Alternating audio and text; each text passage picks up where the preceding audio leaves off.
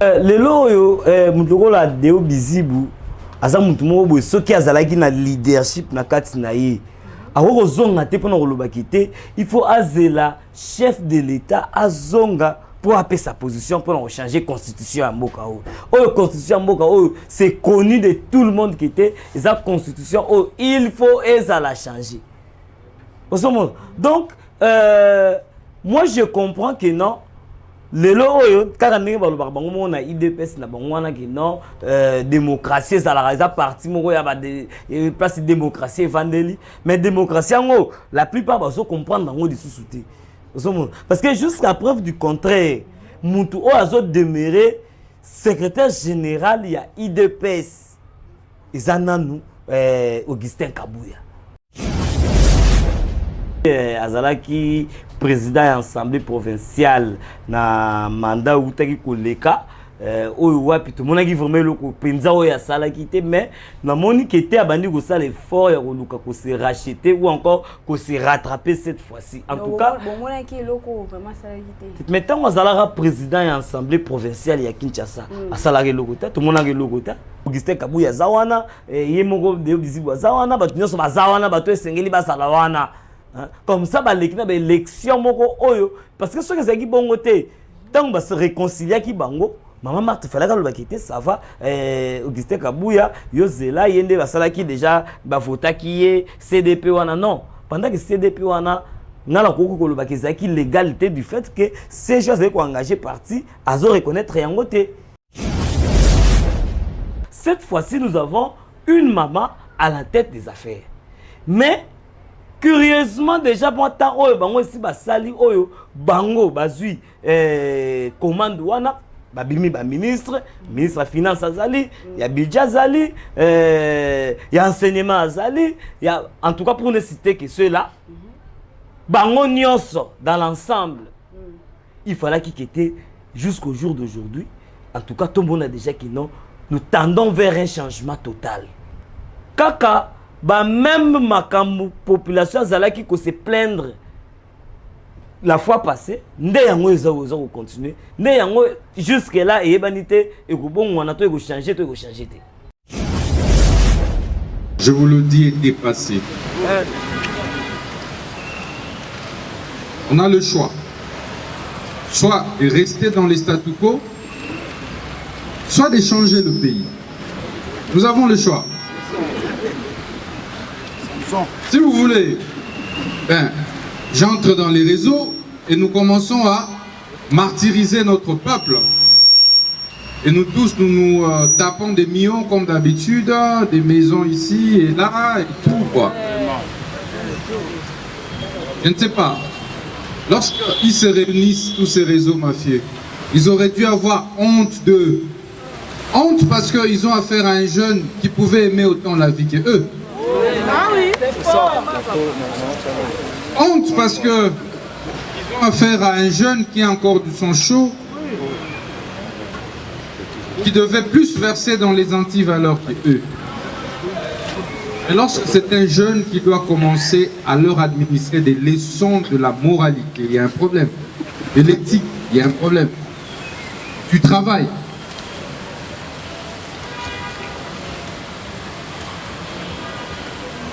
Tenez. Tant que le magistrat suprême ne me donnera pas des instructions contraires, je n'ai pas.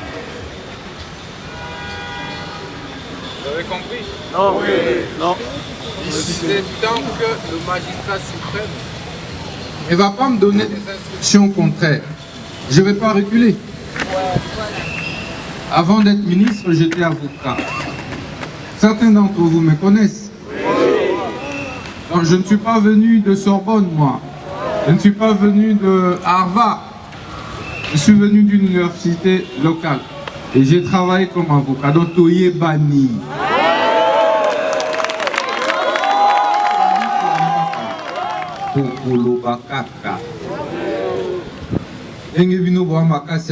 oyebi soki eza baguerre oyo ekozala mpona profit mpe intérêt ya mboka mwana nde ekozala malamu mais soki ekozala guerre moko boy pona relaxa kite ngane na za danger ngane na lekito ngane na za boy wana nde mabe. Vous voyez, si je me rappelle bien, il n'y a pas longtemps au président de la Cour constitutionnelle, alors qui était na ba magistrat na Cour constitutionnelle na ministère à justice, baza ba mamelle d'un même corps. C'est-à-dire que non, pour que corps wane à la corps na ba et ça la mobima ya kokoka et sengeli to ça ministère à justice c'est ça wana to ça pe na cour constitutionnelle ou itali ba magistrat baza wana ensemble nde baza ko travailler elongo pour na ko élever mboka na biso parce que la justice élève une nation. Justement nde likambo omoni pasteur honorable Godin Poyi ngala ngana benga ibongo pour tout le monde a titre qui pasteur té pasteur honorable Godin Poyi ndenge nini aye vraiment ko tchaba ngo musapina lisu parce que le Godin pasteur Godin Poyi asalini a tchaba ngo nde musapina lisu. Oui, normalement ce que congolais azo télémé la révision en congolais na loba kango la fois passée na ba analyse mon kwana boui il faut tout ça le test à ADN. Faut tout ça le test à ADN pour toi réellement est-ce que aza congolais vrai des pères et des mères est-ce que aza congolais vrai pour les autres comprendre que t'es ba congolais ba comment ko sabiso aza oh non aza congolais des pères et des mères mais ADN na ye ADN ça ne dit comme ADN aza na ADN ni. Oui, nous avons suivi tout le monde à se plaindre que non. Pourquoi chaque rentrée scolaire nyonso enseignant ezalaka po bazong ezalaka matata comme aka ya kubonde la bango. Oui, parce que enseignant va comprendre que était seule façon de faire pression au gouvernement na biso ezalaka pendant la période de rentrée. Parce que soyez déjà si bazongi et s'il des promesses en promesses. Depuis banda ko promettre depuis banda osala ba accord à bibwa ba accord ya mbwela loge ba accord ya baipai na baipai ba accord ti accord ici salisa lo ni mboka o. Non, nous voulons que non cette fois-ci ba kende maman na ba bloko eza concret ba faire vivre ba na ba illusion té.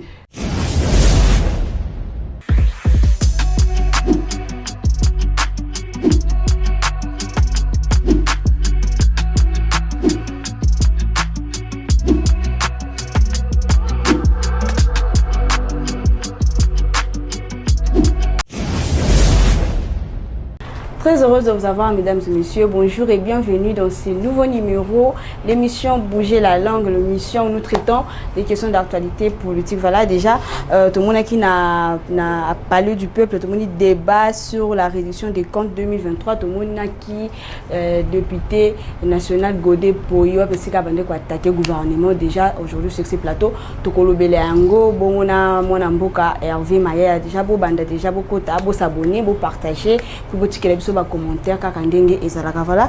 Déjà je vais commencer par saluer mon invité ici sur ce plateau Mbote Ndiko Hervé Maya ya plus bienvenue à voilà, Mbote maman journaliste merci lisusu pour la occasion lisusu pesi biso ya to meka kolobela makambo italimbo kana biso parce que ceux qui biso moko to lobeli yango te muto ko kolobela yango azate donc en tout cas ils alaka plaisir mingi tango to zonga lisusu surtout quand na cadre émission à bouger la langue pour que to bouger la langue ensemble total ni les otambola et puis ni les otambola ndenge singélité na mboka na biso donc en tout cas merci encore pour la invitation. Très bien, voilà, nous avons début annonce tout moni député Godin Poyi na parler du peuple kuna bazala ki bongo na débat sur la réduction des comptes 2023. Tout moni député aza ko s'attaquer na gouvernement parce que à lobby que non gouvernement dit qu'au 30 juin 2024 il y a eu un excédent de trésorerie mais azoé baté est-ce que bambongo wana ekendaka wapi enseignant baza no payer baza sala ba grève médecin ndenge moko donc réaction par rapport bah propos ya Godin Poyi. En tout cas,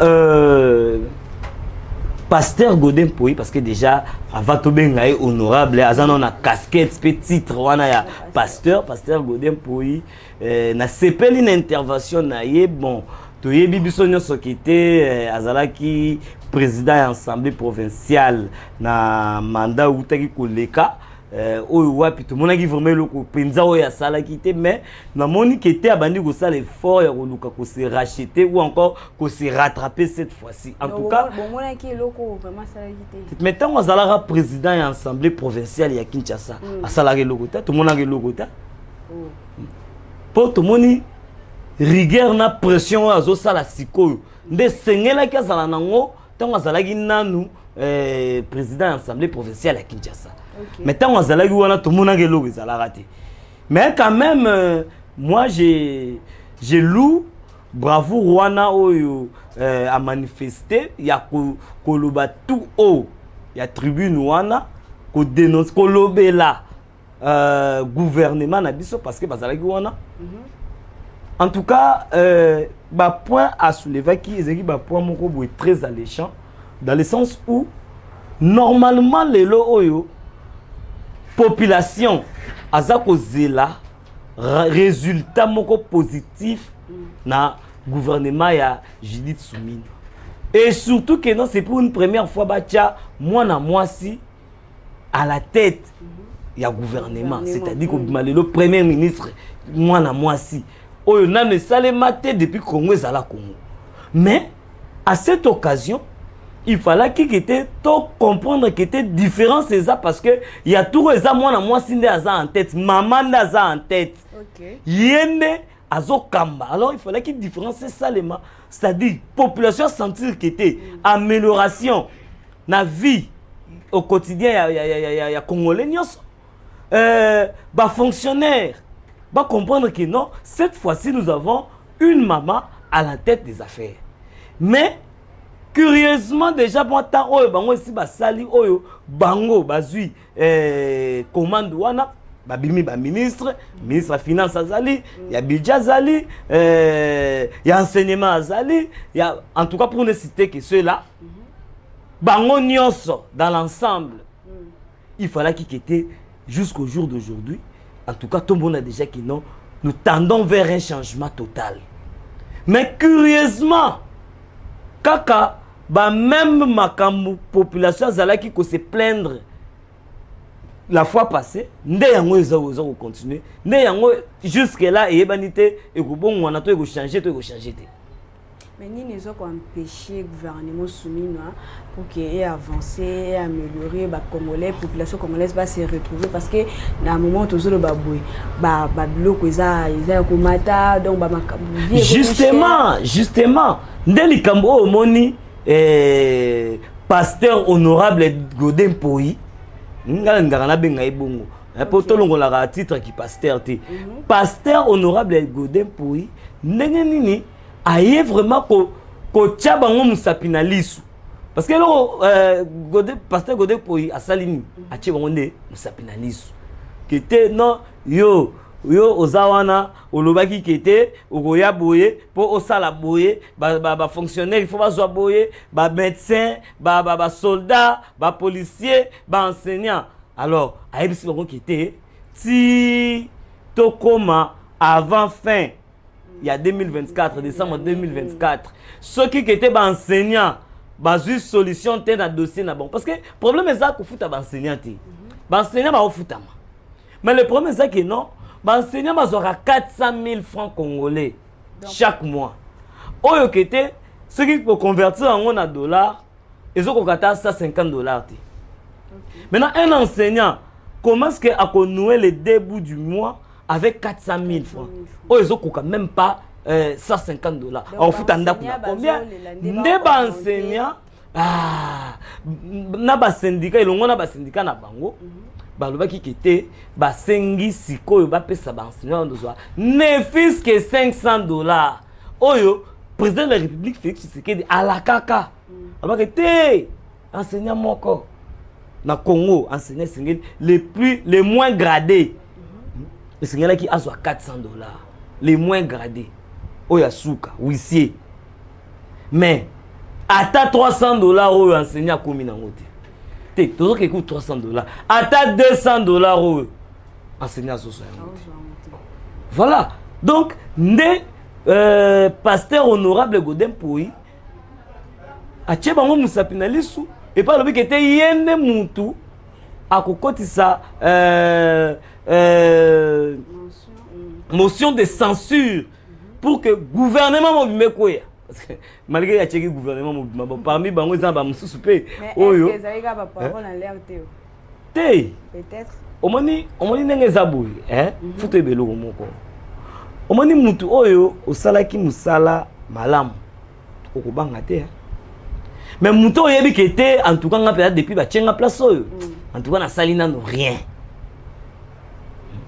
parce que ba oyo ba sali quand même quelque chose peut-être bango ne ba ko reconduire bango bango ne ba ko maintenir parce que nga naza d'accord que te ba ko sa motion de censure wana ekota ba ministre belé il faut ba kouer ba sala rien c'est long gâté yo est-ce que olera bien parce que on les foufou les na pondu au melima yo lali no le benyo olera ozolia bien transport tant ozo yati ozo futa combien c'est pour dire que non aujourd'hui la vie coûte très cher mais tout le but est que non va changer du coup non il aurait fallu te sentir quand même moi tendance moko boy amélioration tout le monde a quand même quitté non en tout cas tu coupes ça gouvernement aux chances non déjà un ministre tu comme na pour ça il y a gouvernement soumis na deux oh oui gouvernement soumis na deux parce que bah oh vraiment azaki liboso oh bah oh bazawa tu ko garder quand moi quelque en tout cas pour nanga peut-être tu ko soit moi 3 têtes mo kande tu ko garder mais le reste on a en tout cas ndenge kaka honorable pasteur Godin Poyi alobi qui était sorti to comme na mois na fin ya fin de l'année en tout cas à côté sa motion de censure wana ngana ko appuyer donc to le papier qui aux alliés pour débat aux réseaux salama aux réseaux de gouvernement dans les réseaux sociaux tina ba homme politique qu'il fallait révision la constitution. Oui, normalement ce que congolais azoté mais la révision en congolais na loba kango la fois passée na ba analyse mon kwana boui il faut tout ça le test à ADN. Faut tout ça le test à ADN pour toi réellement est-ce que aza congolais vrai des pères et des mères est-ce que ça congolais vrai pour les autres comprendre que te ba congolais ba comme ko sabiso aza oh non aza congolais des pères et des mères mais ADN na ye ADN ça ne dit comme ADN aza na ADN ni aza na ADN ni peut-être aza na ADN na ba étranger aza congolais des pères et des mères oui mais aza na ADN ni ADN na ba étranger ADN na miyibi ADN na ba détourneur né en autre ça a besoin cette fois-ci makambu et ça les masus ndenge zalaki liboso te c'est pourquoi nous devons passer na révision ya constitution ya na biso pour que ba loi oyo ba créer ka ba tchaka na kati ya constitution wana pour ebanda ko sécuriser catégorie ya batu moko boy wana en tout cas elongwa ngakutu pona ngakuta na constitution mo manana na elongwa nanu to kumela na ta mboka nanu na ba décret loi to bandela nanu constitution na mobimba to landaki ba propos ya Moïse Katumbi alobaki que non ba oyo bazo soutenir changement ou cette révision ya constitution bazali bongo bato bazo ko souhaiter que le chef de l'État Félix Antoine Tshisekedi a continuer mandat na ya ba mandat bon omoni eza pratiquement normal parce que na mboka na biso tozara na façon komona makambu kaka na ndenge ya négativité c'est-à-dire que te ndenge za wana pona mutu nyonso azokanisa ki non tant balobi il faut qu'on réviser ou encore qu'on changer constitution na biso c'est une façon de dire que te on va ajouter le nombre de mandats au profit de Félix Tshisekedi to bakisa ba nombre d'années pour un mandat moko soit ndenge za ki 5 ans et comme 7 ans mais ça c'est réfléchir comme un étranger au ayebi mboka na biso te ou soit bateau bazo baboriza bateau pe bayebi contenu ya constitution wana te. OK. Parce que eza na ba loi ebele za na kati ya constitution wana o ezo senga ke non lobby en tout cas comme un danger pour na ba institution mboka na biso. Un ministre pendant qu'il a un exercice ceux qui a sali ba bavure na ye a sali ba makamne nyoso mabe ceux qui mandane sili et kaza sous ministre te akoki ko zala jamais poursuivi. Pourquoi? Parce que il faut juge naturel ou aza compétent ya osambisa ye sikoyo ba loi wana nyoso ife longa ezaka wana te ba loi ezebele ba loi ya ke non ozalaki président de la république tango silisi mbala moko okomi sénateur à vie ba wana ife longa parce que obi kete ti lelo ba ministre nyoso balika na mboka na biso bazaka na salaire Pepe Ilukamba azaka na salaire ti lelo ebi malgré ça longwa azwara salaire na. OK.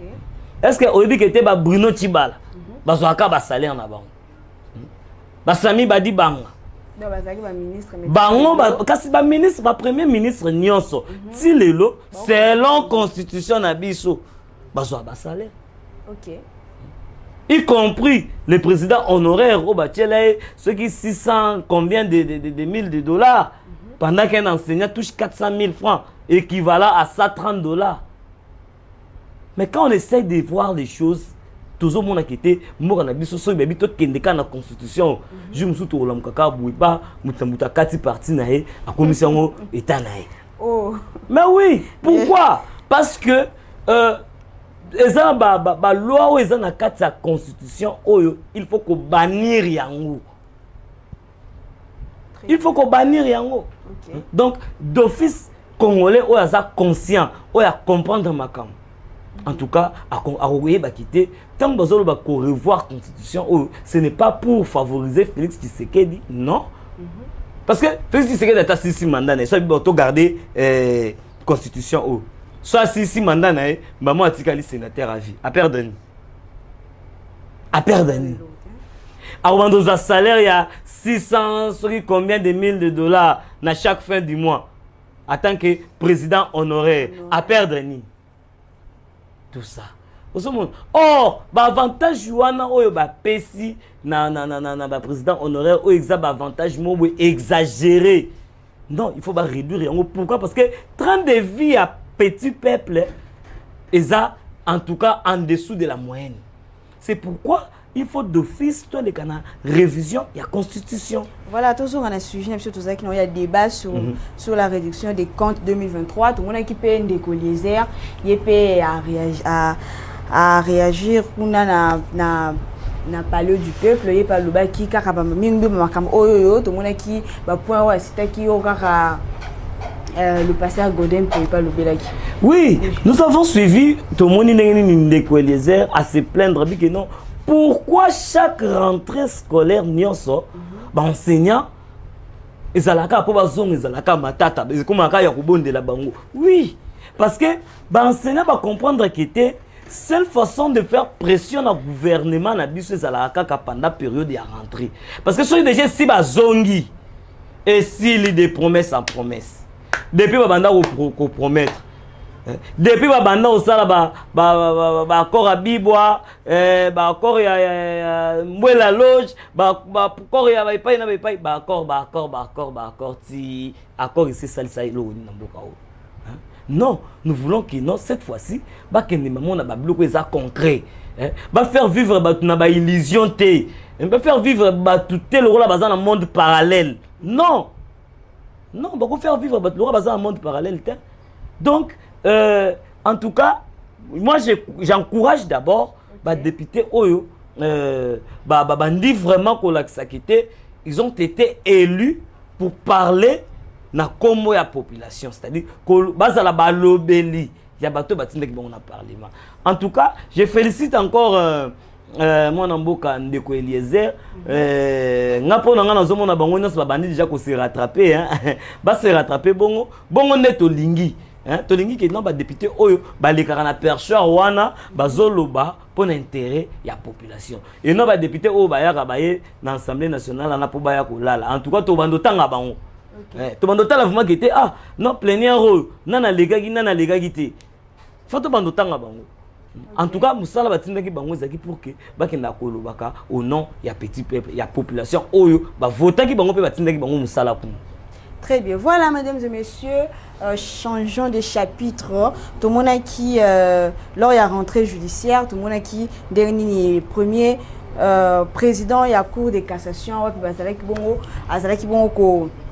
ko dénoncer discours dénoncer plutôt monier attaquer Kiming le ministre de la justice et garde sceaux Constant Mutamba ou un jour après le ministre de la justice Constant Mutamba a répondre donc au sein de la régie c'est un élément puis on se retrouve juste après bon Hervé Maya au réagir. La justice ne veut pas dire magistrature. C'est la confusion qu'on a entretenue pendant des années. Tous ceux qui crient au populisme, au discours populiste, mais ne disent pas quelle est la loi que le ministre a violée. Parce que nous faisons tout conformément à la loi.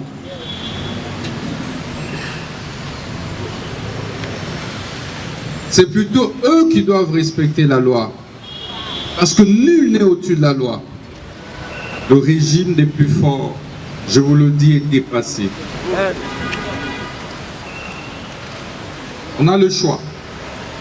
Soit de rester dans les statu quo, soit de changer le pays. Nous avons le choix. Si vous voulez, j'entre dans les réseaux et nous commençons à martyriser notre peuple. Et nous tous, nous tapons des millions comme d'habitude, des maisons ici et là, et tout quoi. Je ne sais pas. Lorsqu'ils se réunissent, tous ces réseaux mafieux, ils auraient dû avoir honte d'eux. Honte parce qu'ils ont affaire à un jeune qui pouvait aimer autant la vie qu'eux. Ah oui, c'est ça. Honte parce qu'ils ont affaire à un jeune qui a encore du sang chaud, qui devait plus verser dans les antivaleurs qu'eux. Et lorsque c'est un jeune qui doit commencer à leur administrer des leçons de la moralité, il y a un problème. De l'éthique, il y a un problème. Du travail.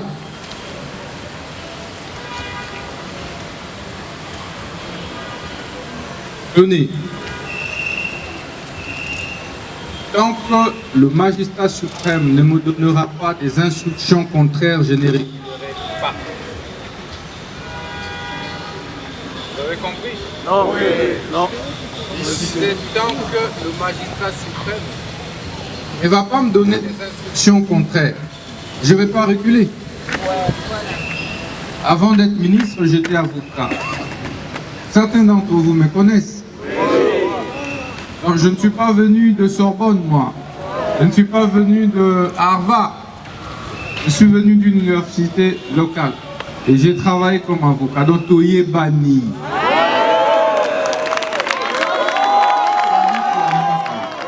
Tokolo Bakaka. Engebino Boamakasi Okangabatu, Nyuso, Boyabo Kangabatu, Nyuso, Boyabo Kangape, ministre de la Justice.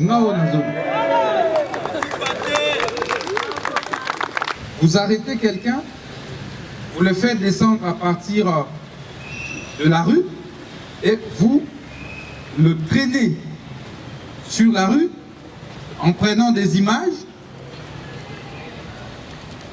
en les balançant vous-même sur les réseaux sociaux.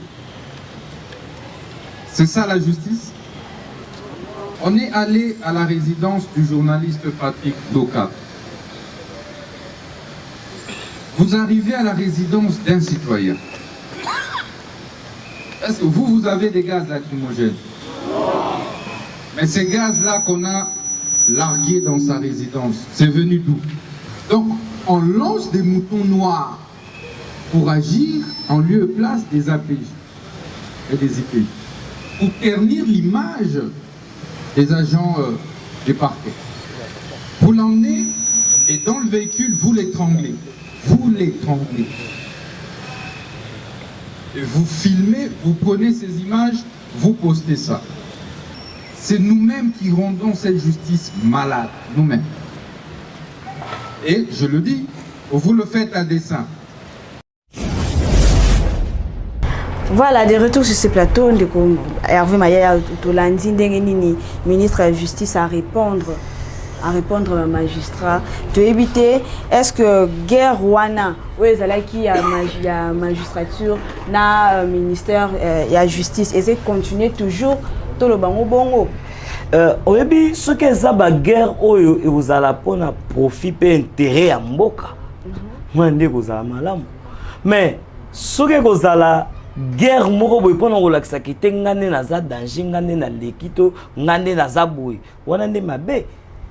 Vous voyez, si je me rappelle bien, il n'y a pas longtemps au président de la Cour constitutionnelle alors qui quittait na ba magistrat na Cour constitutionnelle na ministère à justice baza ba mamelle d'un même corps.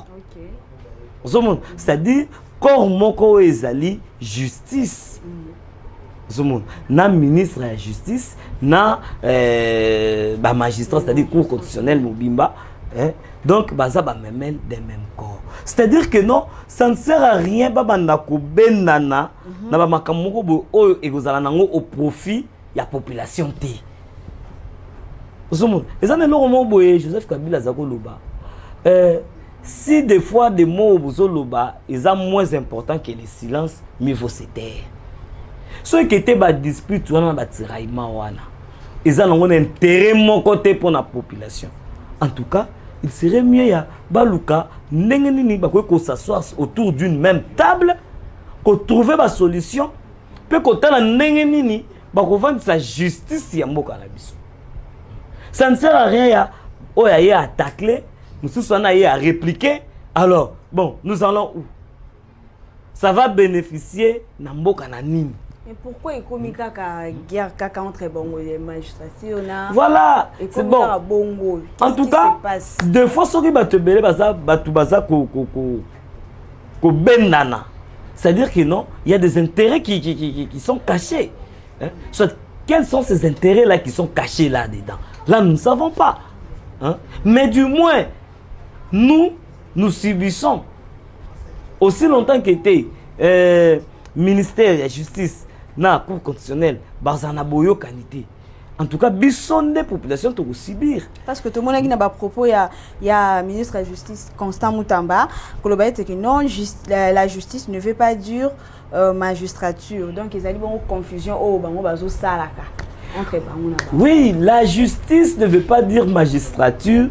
Le ministre d'État, ministre de la Justice, Constant Moutamba, n'a pas tort de dire ça. Hein? Alors, la justice, quand on est dans Makambo, premier président de la Cour constitutionnelle, ils ont mamelle des mêmes corps. C'est-à-dire que non, pour que le corps soit à l'accord, et ça la mobimba ya kokoka, et sengeli, tout ça, le ministère de la justice, c'est ça, tout ça, la Cour constitutionnelle, l'Italie, magistrat, ensemble, nous devons travailler et longo pour élever Mboka Nabiso, parce que la justice élève une nation. Vous voyez, ça ne sert à rien, il y a un bras de fer, parce qu'on est comme le rôle à bras de fer. Mais déjà, hein, ce que je pourrais dire, c'est que non, nous voyons parmi les ministres, Oyo, parce que excellé par les savoir-faire. Hein.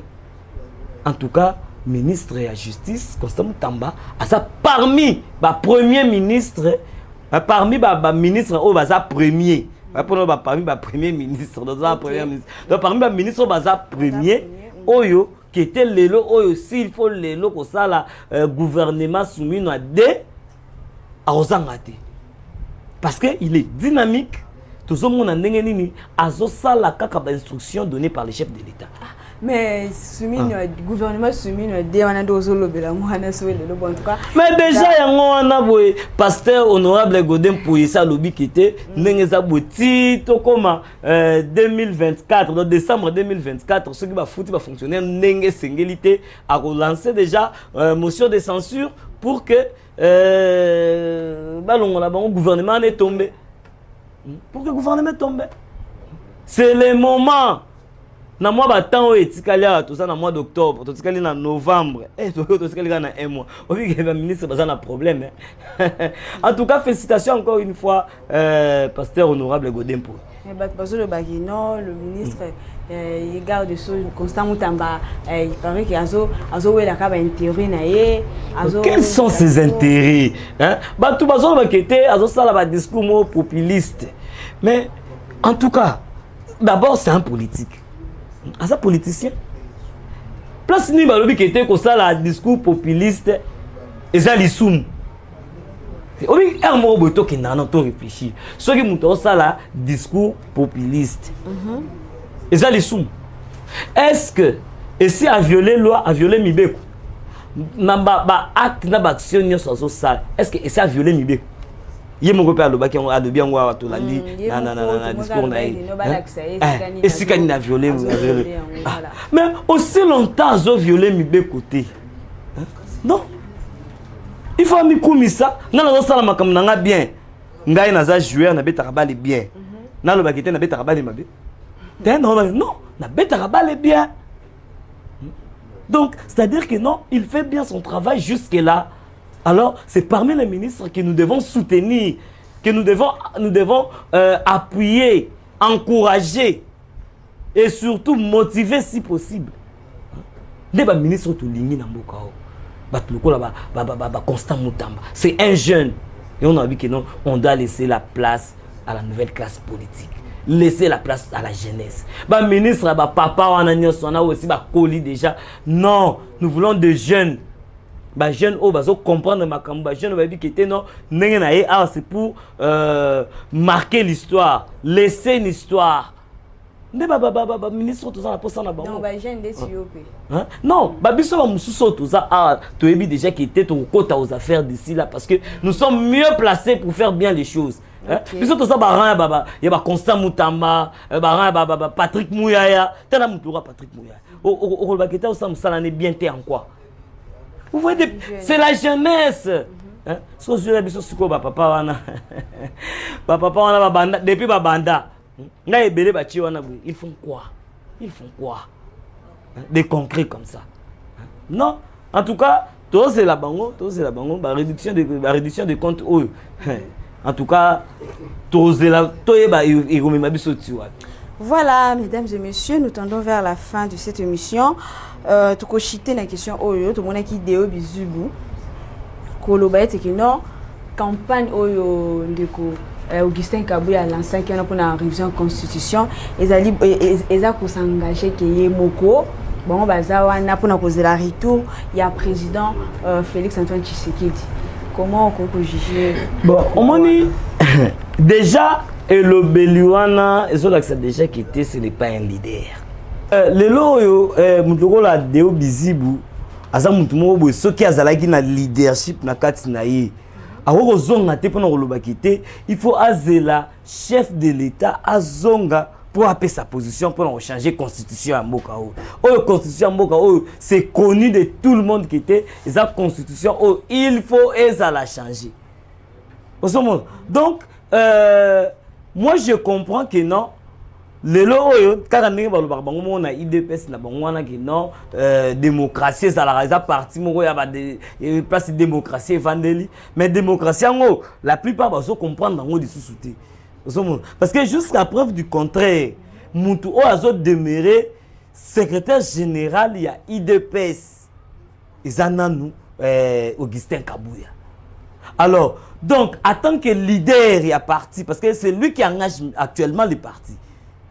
Tant qu'on qui était à lancer déjà campagne pour la révision de la constitution. C'est-à-dire qu'il était, bureau est vendu, étudier, et puis va comprendre que non, en tout cas il faut déjà sensibiliser pour que comprendre les bienfaits à changement ou encore révision à la constitution. Le CG Augustin Kabou révision à la constitution ils allaient bon prophétie. L'Obama a déjà qu'une fois au pouvoir, oui, et ça est là que Balobaka yango tout le temps basalaka na opposition na ba Martin Fayulu wana basalaka ba yebi likambo qui était une fois au pouvoir, faut que bandanon par ko changer dans la constitution wana. Ba Martin Fayulu ba yebi même ba Moïse Katumbi ba lo ba wana bango pe ba yebi qui était tant basalaka na opposition bango nyonso longo. Et ça là qui déjà que non, en tout cas une fois que tu as pouvoir, il faut changer la constitution parce que la constitution est seulement pour sécuriser ma catégorie à bâtiment. Vous voyez? Donc aujourd'hui, tant que nous avons est-ce que ça passe ces années? Ce qui se passe actuellement au sein de l'UDPS. UDPS en tout cas, tout le monde qui n'est maman Marthe Ayaki Asangisaki Bango, Bayokani. Mais pour le profil, je ne sais comment. Tel est le bazon qui est zone côté ou à zone côté. Oui, c'est le bango mi balewana, bango de tout le bac était na minute sur bazo créer déstabilisation au sein de l'UDPS. Mais ce qui est reconnu c'est que non, jusque là Moutaza ko engagé parti eza Augustin Kabouya.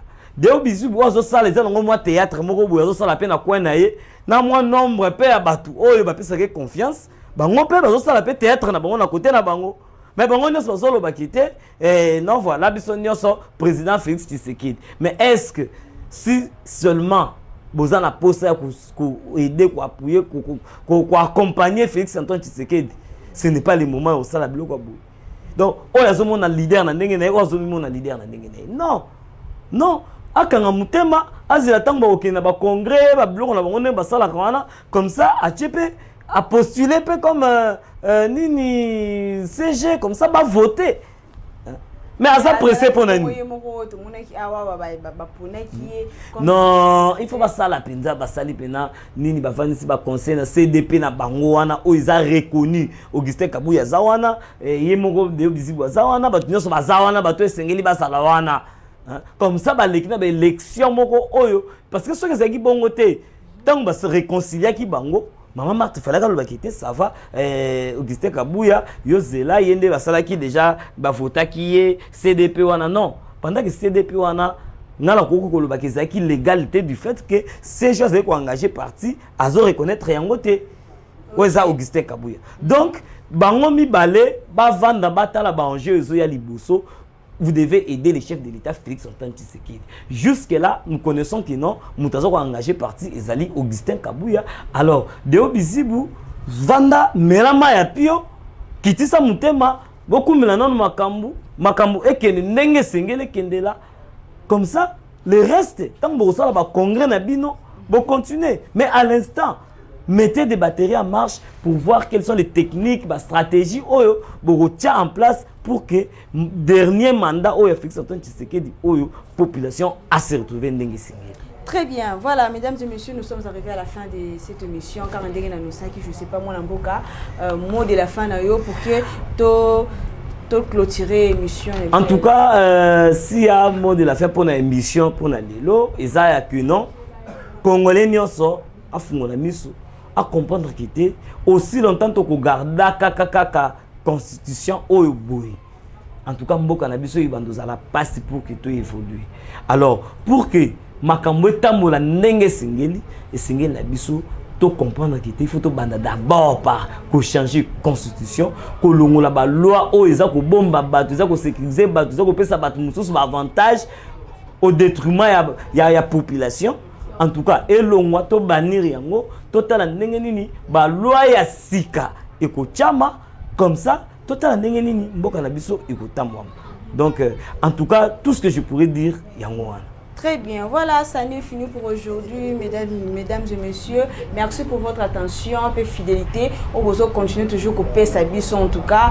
Merci, Nabandi Konyon, au Balandi Biso dans partout dans le monde, Bolandi, émission, en tout cas, on a pu bino, Bambote, merci Nabino, un grand merci à l'équipe technique, au accompagner Biso pour que Billy les cabines amoni, derrière la caméra, Zalaki, Maître Kim, c'est pour côté réalisation, Whisky Wishia, Zalaki, Wana, puis Beauté, Nabandeko, Nyonso, vous allez en tout cas, vous allez vraiment ébélé, bon, continuez toujours pour s'abonner déjà, des canaux qui peuvent dans le baka, bon s'abonner, bon partager l'émission, bon partager vraiment ébélé, bon ticket la biso, commentaire parce que commentaire on a bien d'autres extra qui tous toujours en contact, on a bino, balandi ya Artina Télévision, puis il y a bougé la langue, on a bino, tout le temps au revoir.